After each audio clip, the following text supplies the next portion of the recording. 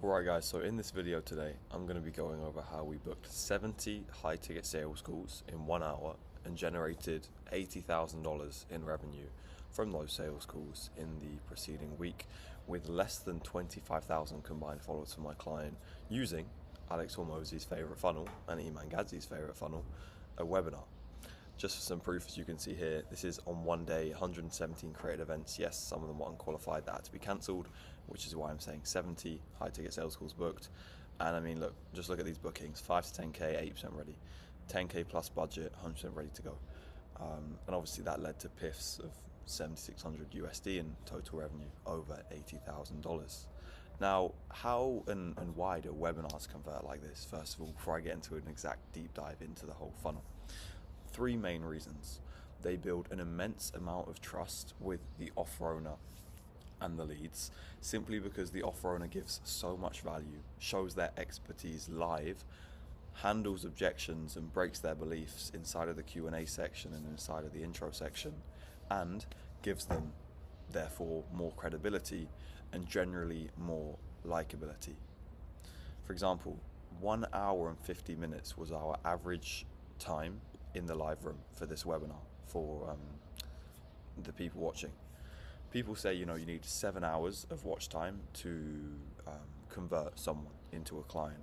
We did 2 hours basically of that live on a webinar where people could ask questions, and it was basically like a Twitch stream for the certain topic we were talking about. The webinar slide deck was 353 slides long. Basically, all of it was just selling them on the idea, or selling them on the idea of coaching to start this business model. And that's why we were able to book in 117 calls that day.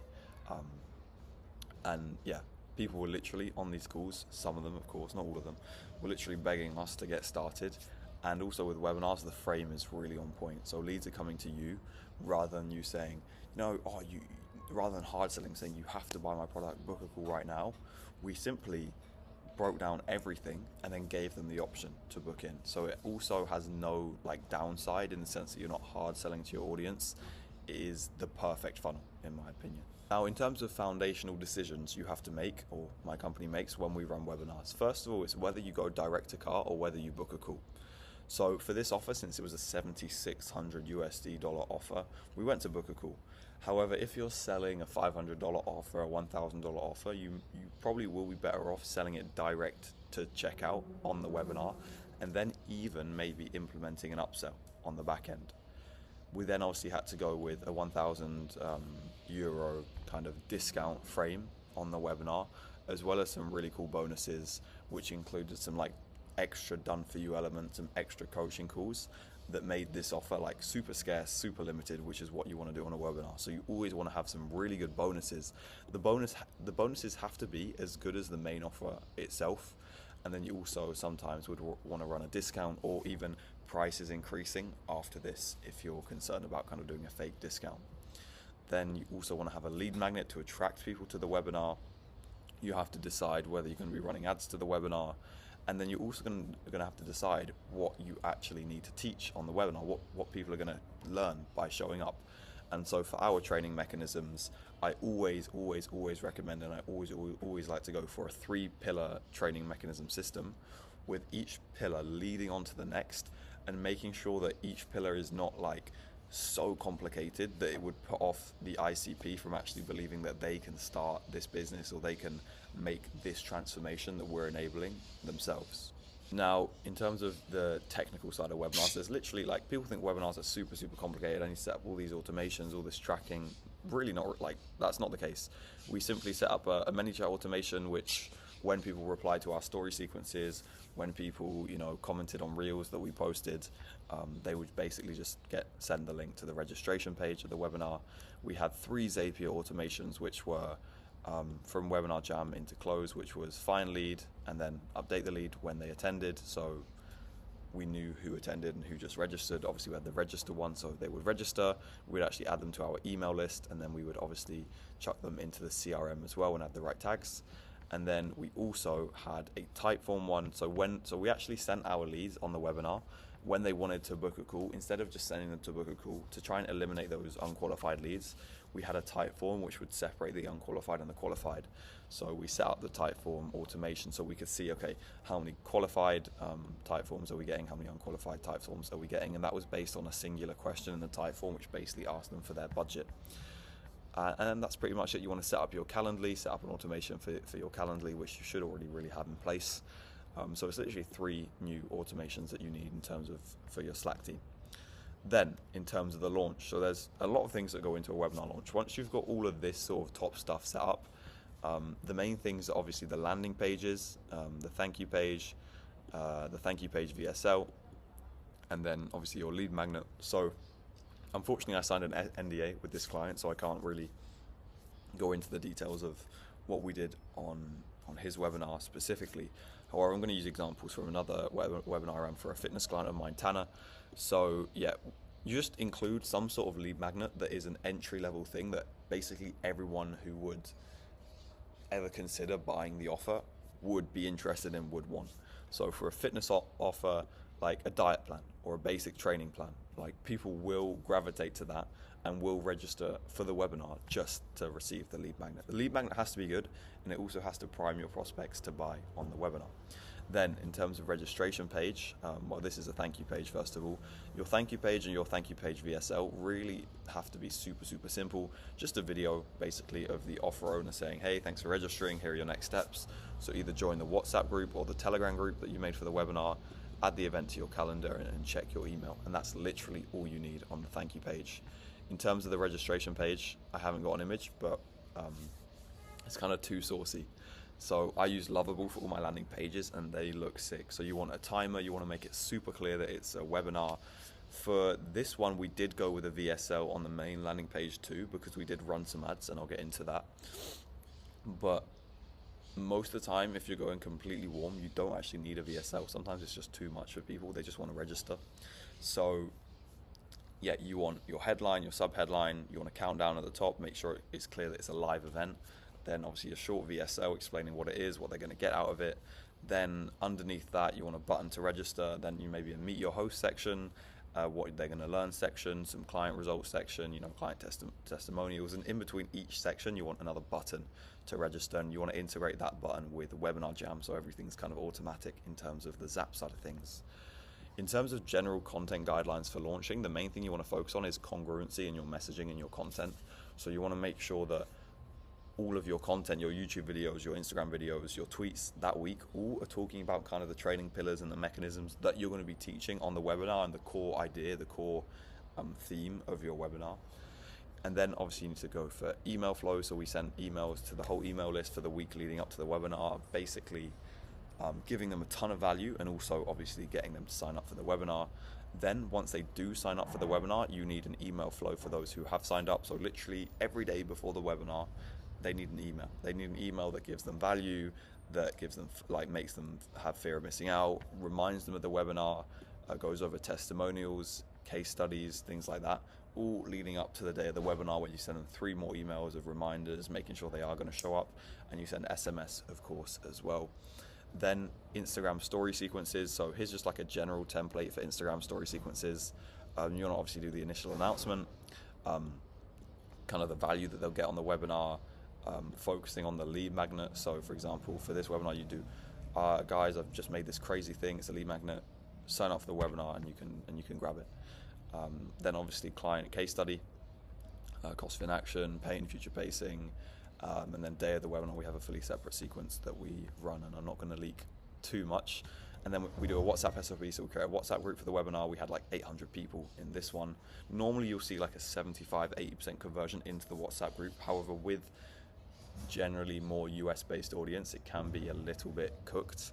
But basically the WhatsApp, we have the same process, right? We want to send them as much value as possible, as many case studies as possible, videos of the offer owner, generally nurturing everyone so they are more likely to show up. And on this webinar, I'm not sure if I showed it at the top, but we had a 60% show rate, which is kind of insane, right? A 60% show rate.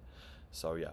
Then in terms of the presentation, also to mention ads as well, the ads we ran, we had 3 ads. So we had registration ads, we had reminder ads, and then we had post-webinar kind of book in a call now ads. These two were only to the registered list. So these were very like niche ads, and this one was obviously wide. We went for retargeting. I think we also did a little bit of cold, and our average cost per lead was around $6. So that wasn't too bad. It was mostly organic this webinar. We got a decent little ROAS. We weren't trying to go too hard on the ads.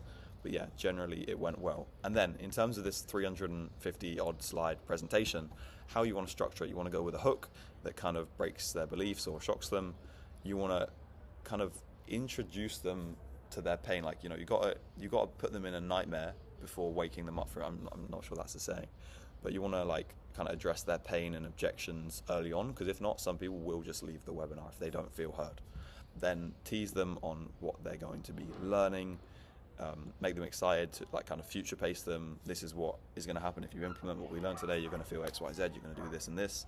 Position yourself as, so this is for the offer owner, positioning them as, I am the right person to teach you this. Shift their paradigm right before you get into the training section. So these 3 pillars that I mentioned earlier. Then you need to get their commitment after the training. A lot of people will do the training and then say, yeah, here's my offer, let's go. But you don't really want to do that. You need to get their commitment. You need to get them to confirm that, yes, this is like, I've received immense value. Yes, I want to do this. And then it's kind of like, well, you've got 2 options now. We never want to hard sell on a webinar. You want to always say, look, you've learned this, you can do this yourself. However, there is another option where I help you do X, Y, Z, and you generally build that gap out from where they are now to where they want to be, and use your offer as the bridge, like classic kind of marketing. So then you present your offer, you drop the price, and then you can even do a CCA after you drop the price here, before you then go into the bonuses, you go into the guarantee, you go into scarcity, which should just drive more and more applications and bookings.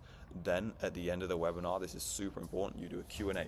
So I actually like to do like 5 or 6 FAQs that I've put on the slides, where it kind of handles common objections. The offer owner is there live handling them, and then a general Q&A for the whole audience. And this is basically like a general objection handling kind of session. Then in terms of sales, as you know, we went to book a call. So we booked 117 this day, but I would say around 70 of them from our metrics, from our data, were qualified. Obviously it was a high ticket offer.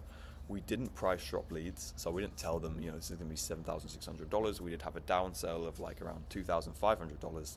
So we said, to book a call, this isn't cheap, this isn't for everyone. Like, you can do this yourself 100%, but if you are looking for more support, it is a multiple 4-figure investment.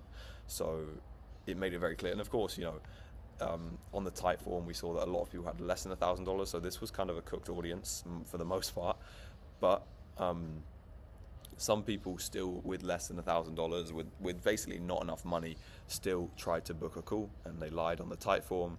So what we had to do was have dialers triage every single call that came through. Every single applicant got dialed. Every single person who showed up to the webinar and was from a first world country got dialed, so that we could cancel all the unqualified calls that got booked in, and book in any leads that watched the webinar but weren't motivated to book in, or didn't get to the end and were interested to hear more about what we had to say, which led to about 20 more bookings over that week. And of course, our follow-up system helped with these like 20, 30 extra bookings. So we ran a webinar replay page where we collected name, email, and phone of anyone who wanted access to the replay, which gave my dialers obviously more ammunition. I placed these done for you into the offer. Also, when you do a webinar replay, if you want to replicate this for yourself, make sure to make it unskippable, so people watch the whole thing and it's kind of like that live experience. Because not people they'll skip to the pitch and they'll be like, oh, I don't want this. And then another thing we did is we embedded that same type form underneath on the application page. And this is not the webinar that we ran, this is another one, but it was the same kind of idea.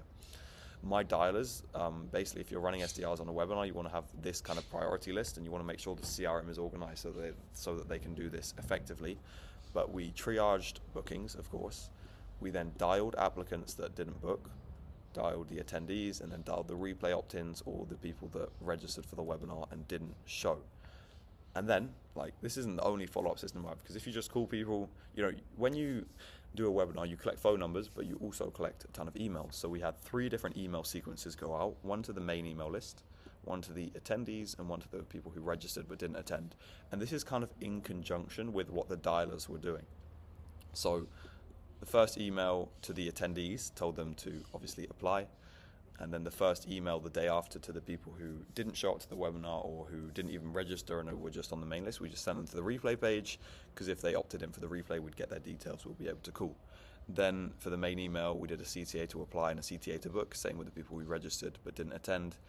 To the attendees, because people who show up to a webinar, they might actually still want to catch the replay and re-watch parts, and because it was a 2.5 hour long webinar. It was very, very long. I mean, the pitch kind of ended at 1.5 hours, and then we sort of just did a very, very long Q&A. But some people will want to rewatch parts. Some people didn't get to the pitch. They might want to hear about the offer. So we offered the replay to the attendees. Then we did a CTA to book. And this CTA to book, this webinar was on a Sunday. The last CTAs we were doing were on that Tuesday, Wednesday. By that time, it's like, okay, these bonuses, this discount are going to be gone tomorrow. This is your last chance to book in.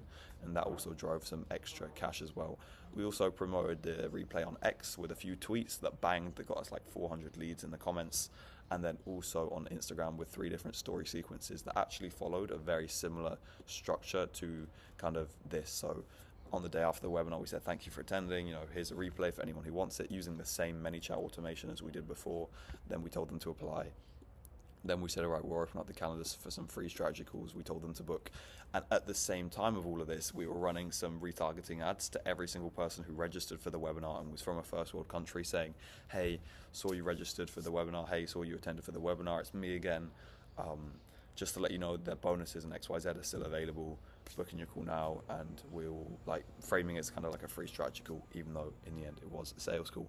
So yeah, that's how I used Alex Hormozi's favorite funnel. He made $100 million with it.